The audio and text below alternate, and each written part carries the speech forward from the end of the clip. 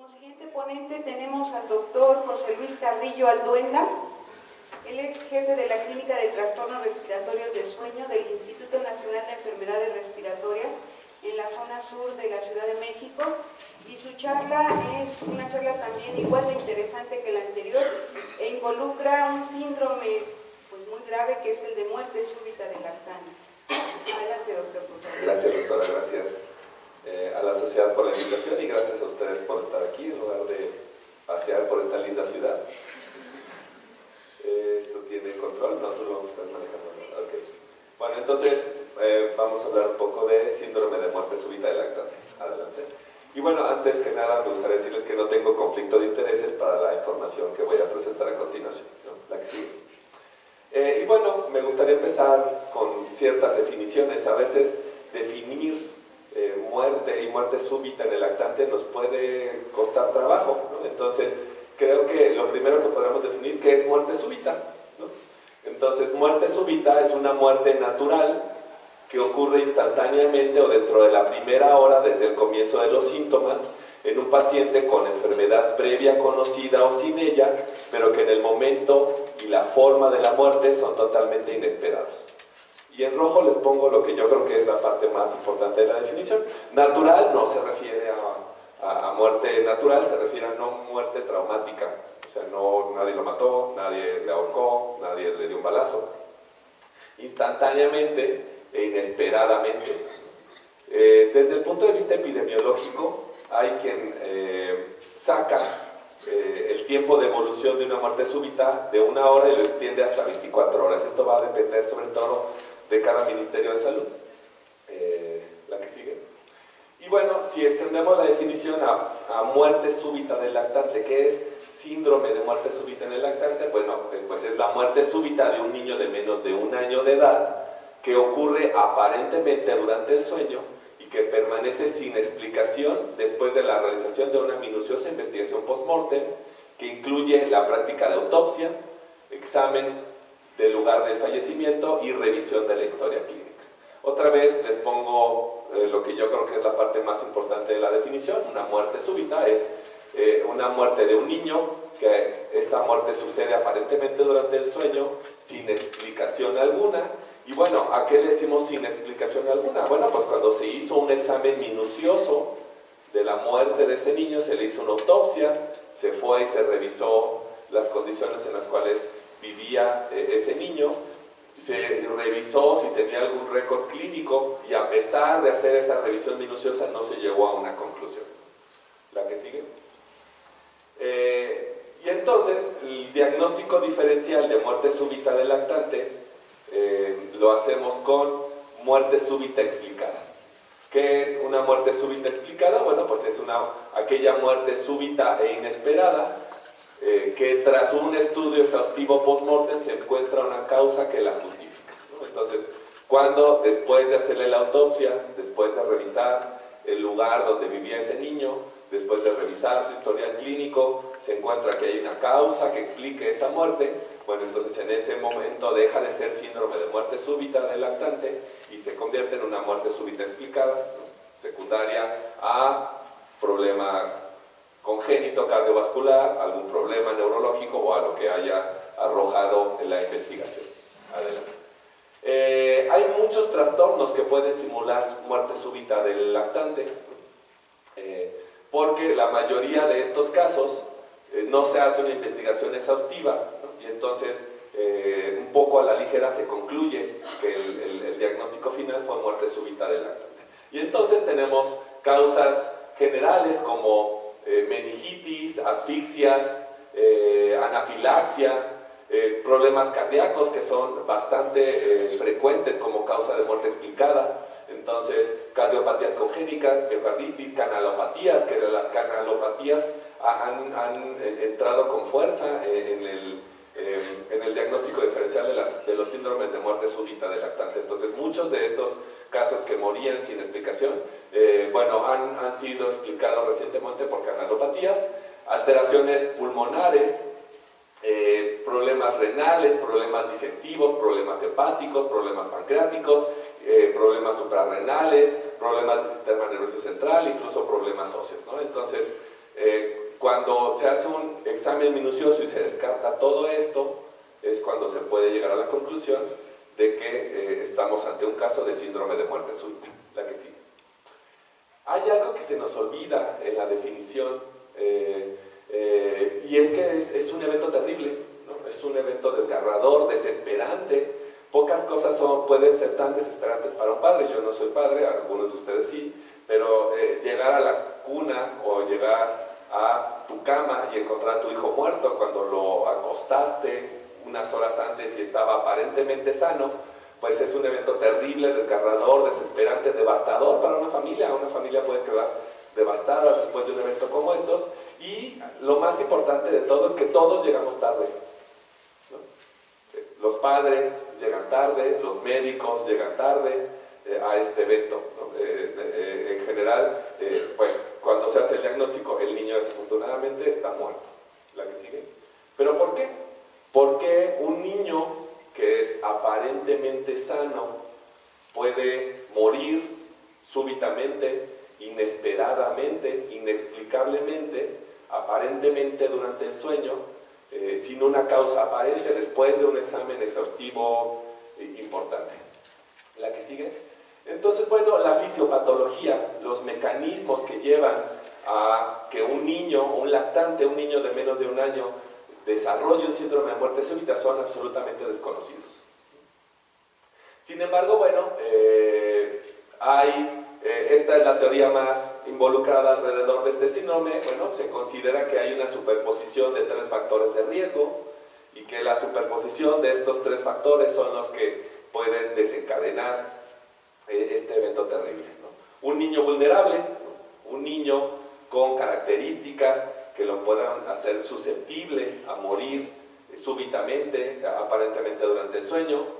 Un periodo crítico de desarrollo, que esa es la parte más fácil de explicar, que es el primer año de vida, ¿no? Donde especialmente su sistema nervioso central se encuentra en crecimiento y desarrollo.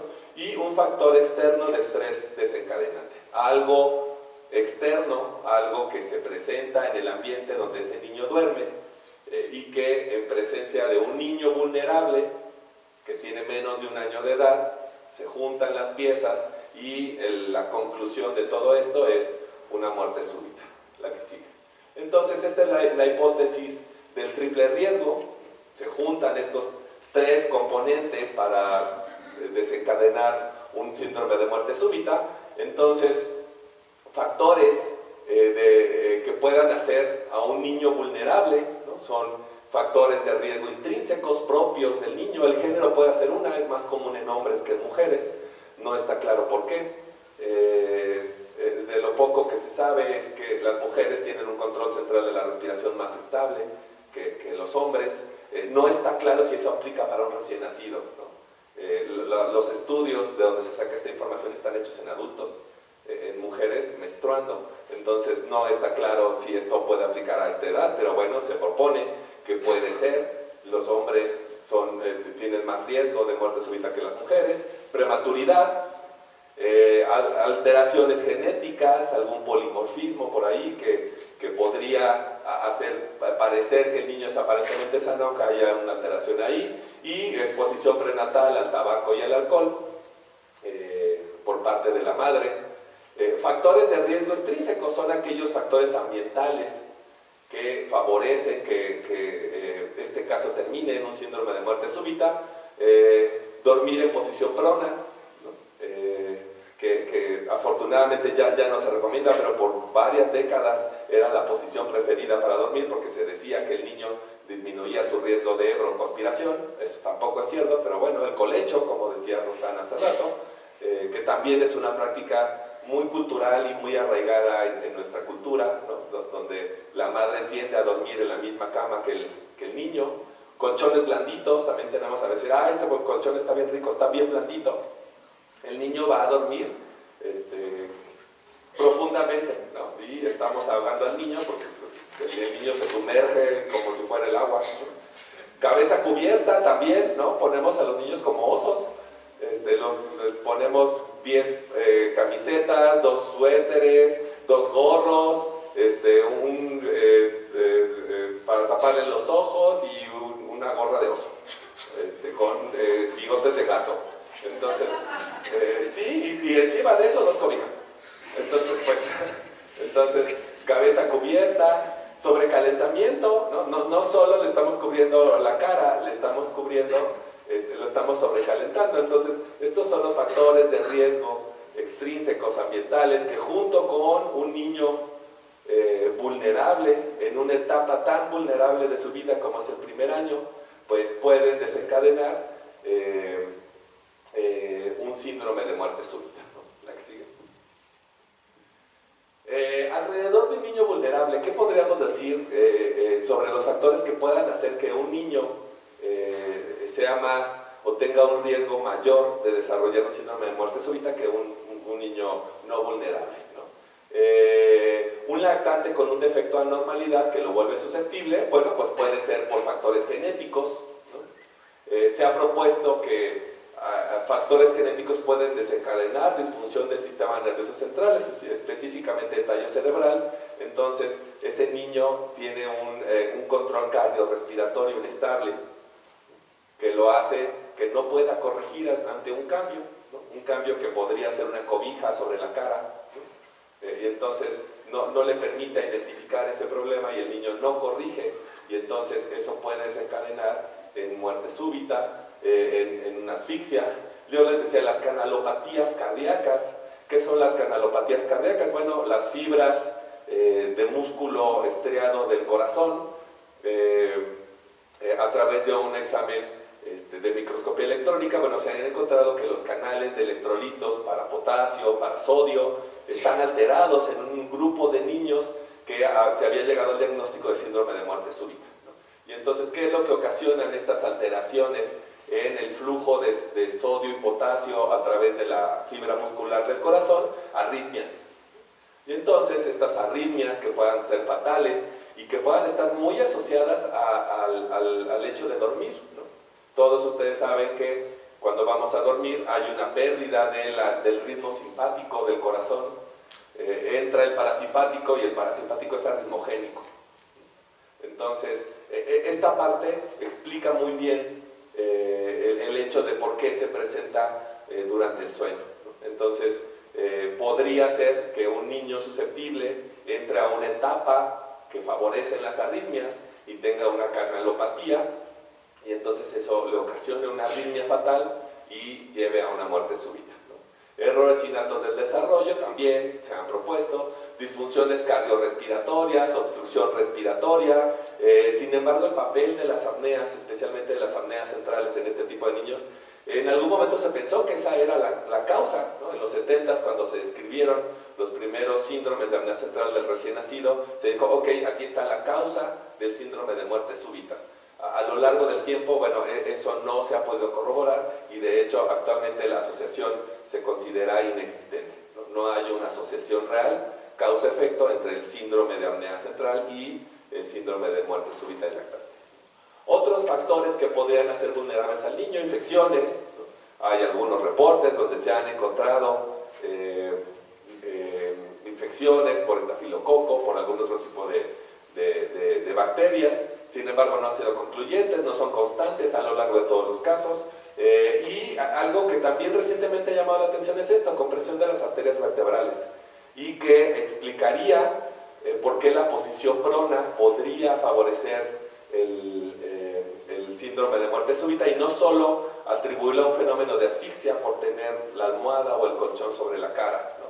Las arterias vertebrales son las arterias que salen de las subclavias, se van por atrás de la columna y van a llevar sangre al tallo cerebral.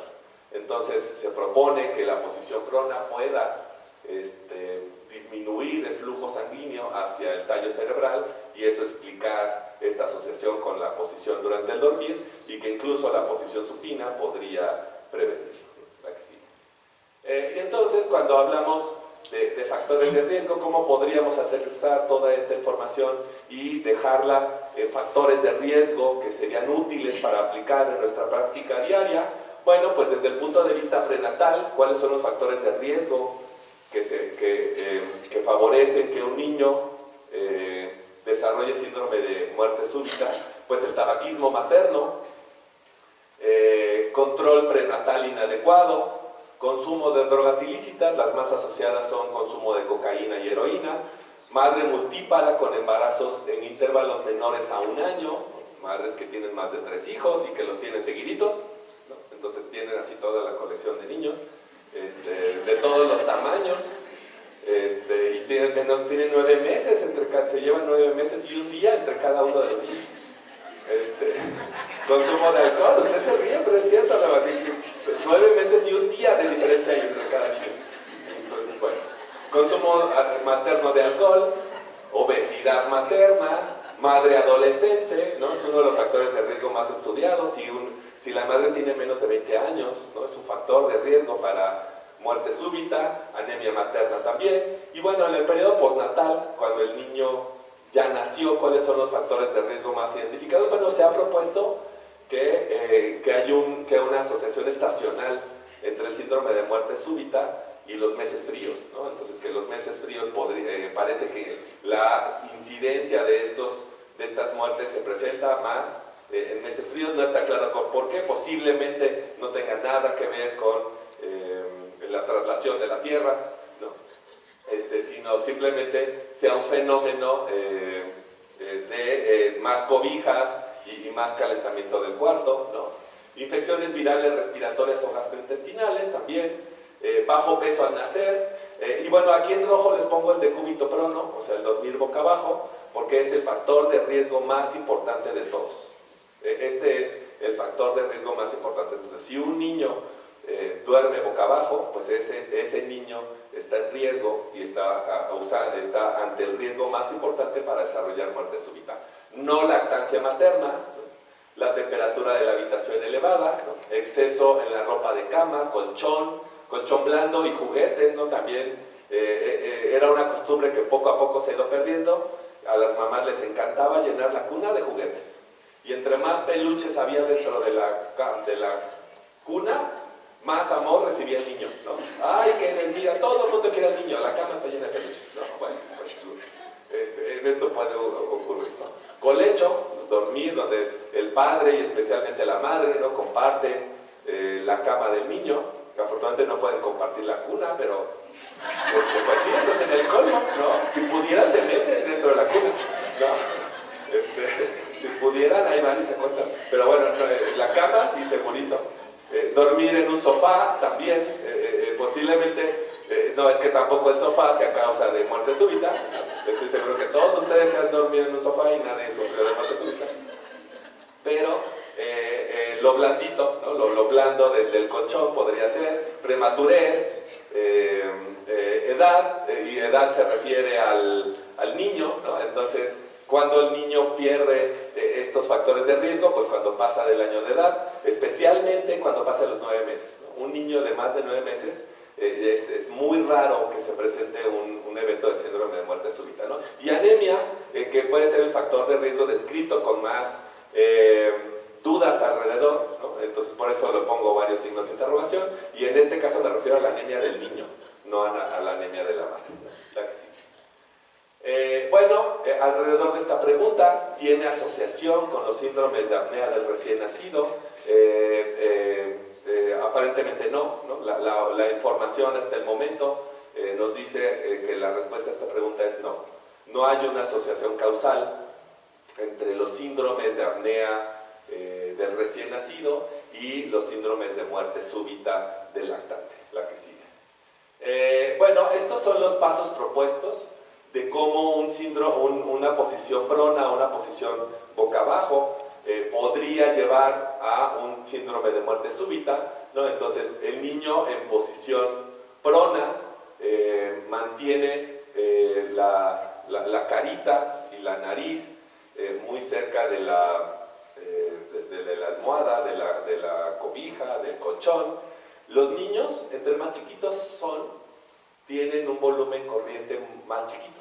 ¿Qué es el volumen corriente? Bueno, pues es la cantidad de aire que se desplaza en una respiración, ¿no? Entonces ustedes, si ahorita meten aire, ese es su volumen corriente, ¿no? Pero entonces, el volumen corriente de un bebé es tan chiquito que el volumen corriente puede quedar en este espacio, ¿no? Entonces, si ese espacio es tan chiquito, ¿qué va a pasar? Que el niño saca su dióxido de carbono pero lo vuelve a meter, ¿no? Porque es tan chiquito su volumen que aquí se le queda el dióxido de carbono y ya lo está metiendo otra vez, ¿no? No solo tiene un volumen corriente muy chiquito, tiene una frecuencia respiratoria muy grande, ¿no? Entonces su frecuencia respiratoria es de 60 respiraciones por minuto, su volumen corriente es de 40 mililitros, ¿no? Entonces esos 40 mililitros de dióxido de carbono se pueden quedar aquí.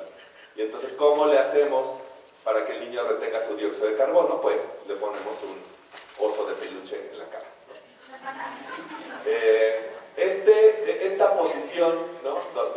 Con el cuello un poco flexionado hacia atrás, es la posición que se ha propuesto como una causa de disminución del flujo sanguíneo a través de las arterias vertebrales que llevan el flujo sanguíneo hacia el tallo cerebral. Entonces, como ustedes pueden ir hilando, bueno, se parece que son una serie de factores alrededor los que se unen para terminar en un síndrome de muerte súbita. Entonces, el niño reinara su propio dióxido de carbono, su tallo cerebral recibe poca sangre, hay un fallo de ese niño. ¿Por qué? Porque ese niño, bueno, es vulnerable, no es capaz de identificar estas alteraciones, no es capaz de corregirlas, entonces hay un fallo al despertar, viene hipoxia, bradicardia, ahogo y termina en la muerte de ese niño, ¿no? Y entonces llega corriendo a urgencias, llega corriendo a la ambulancia, bueno, no llega corriendo, llega rodando,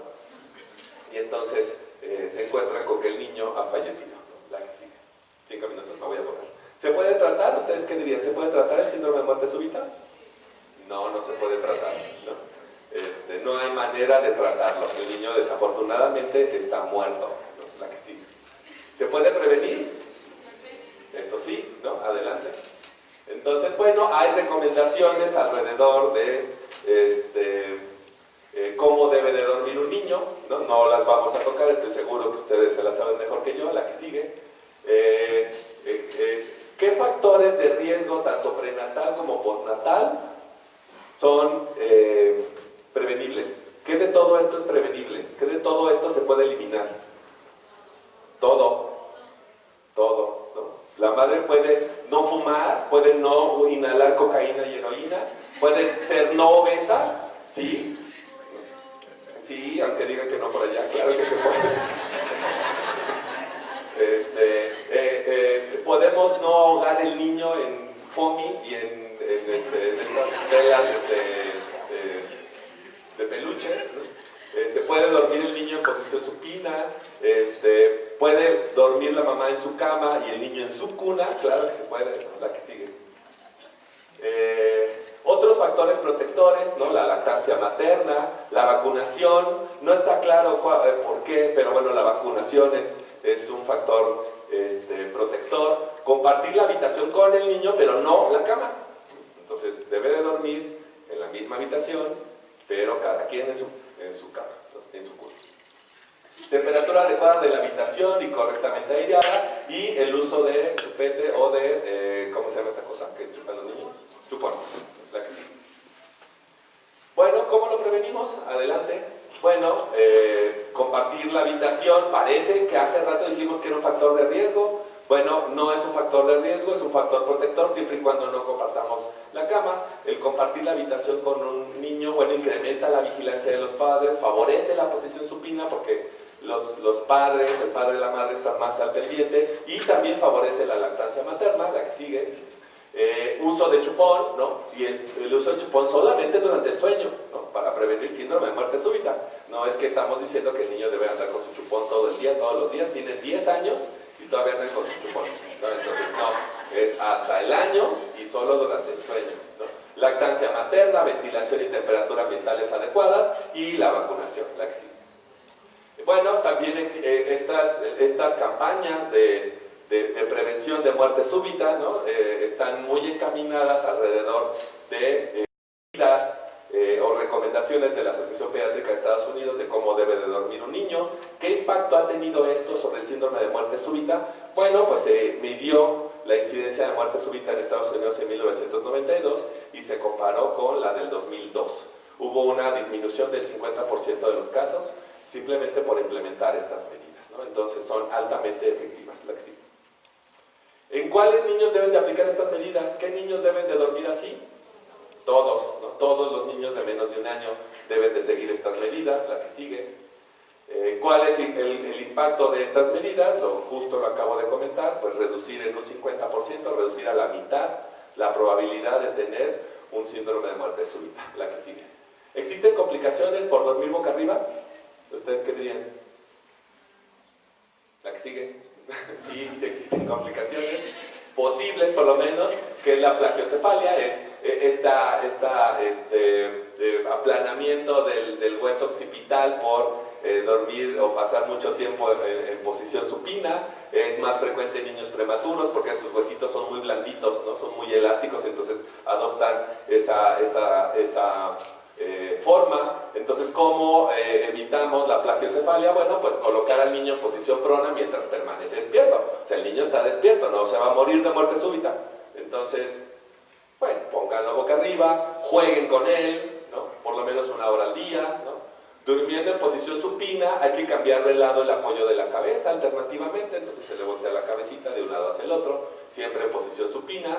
Realizar cambios en la posición de la cuna en relación a la habitación. Los niños voltean la cabeza en presencia de un estímulo especialmente auditivo, ¿no? Entonces, si tenemos la cama o la cuna en un mismo lugar, pues generalmente lo que el niño va a hacer voltear hacia la puerta. Y entonces el niño va a estar volteado hacia allá porque ahí está la puerta. Entonces puede ser que desarrolle, ¿no?, plagiocefalia. Entonces simplemente le volteamos la cabeza, le volteamos la cuna y ahora el niño va a voltear hacia el otro lado porque va a seguir volteando hacia su estímulo auditivo. Precaución con las sillas con cabezal muy ajustadas y tener con frecuencia al niño en los brazos para reducir el tiempo de apoyo occipital, ¿no? La que sigue.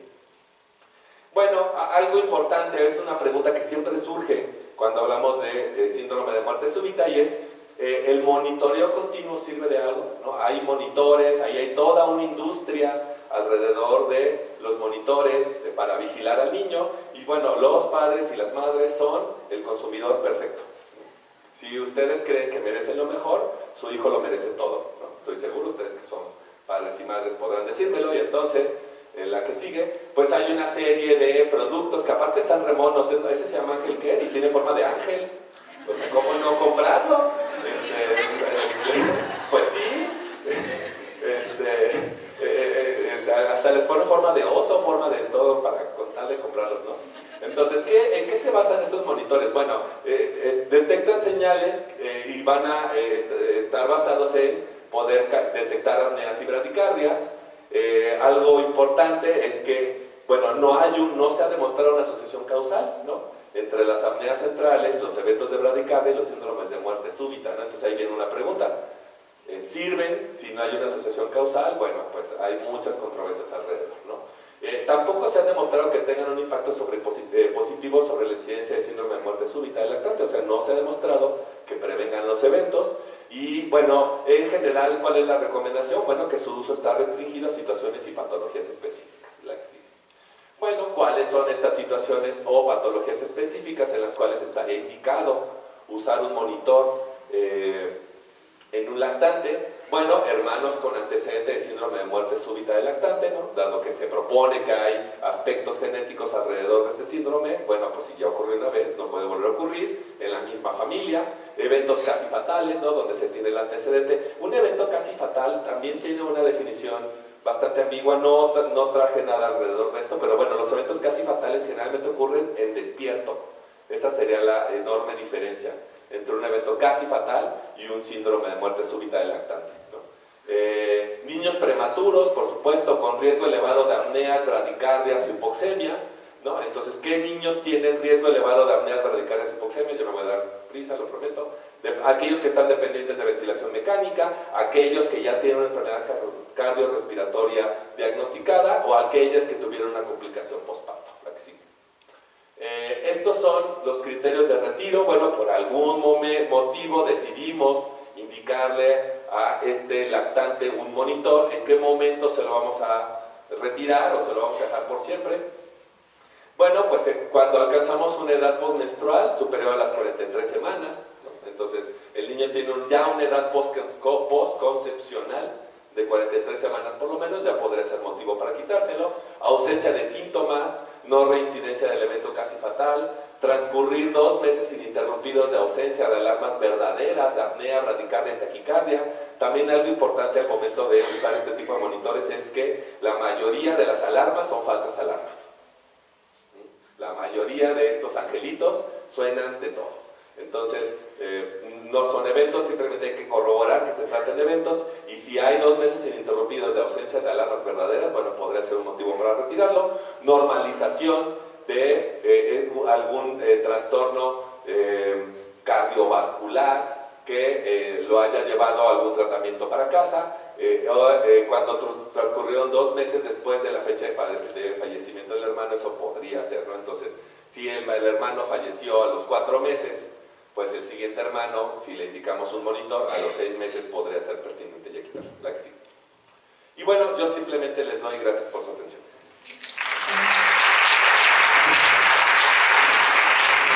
Gracias, doctor Carrillo, por su excelente y amena charla. Tenemos tiempo para un par de preguntas solamente,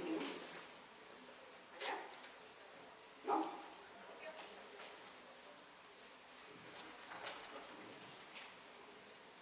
Con base en eso de llegar a tiempo, ¿a qué edad se recomendaría que entonces el niño pudiera dormir en la habitación aparte? Al año. Okay. Entonces, a los 6 meses,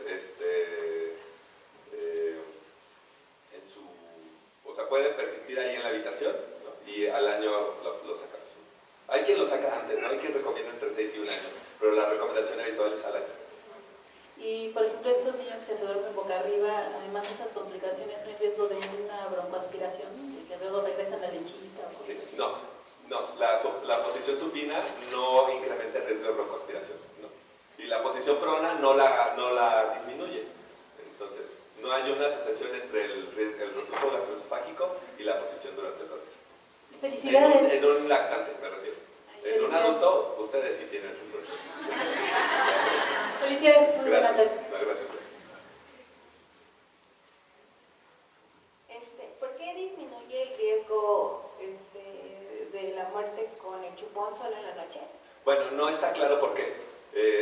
Se han propuesto diferentes mecanismos, ¿no? Y uno es que se propone que digamos que el niño está más alerta y entonces puede, ¿cómo decirlo?, corregir estas alteraciones, ¿no?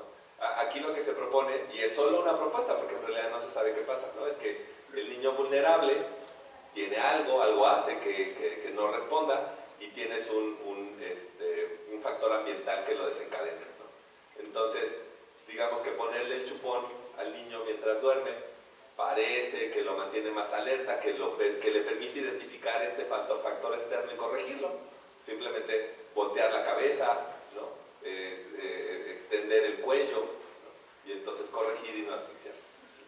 Y entonces lo más saludable es que duerman igual sin almohada. Sin almohada.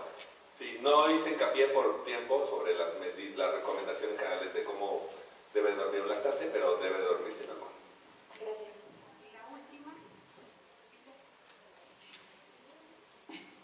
Muchas gracias. ¿Por qué las madres adolescentes son factor de riesgo y por qué no las madres añosas, por ejemplo? Fíjate que no sé. No he encontrado el factor de riesgo. Se ha propuesto que las madres adolescentes son menos cuidadosas, ¿no? que las madres añosas, ¿no?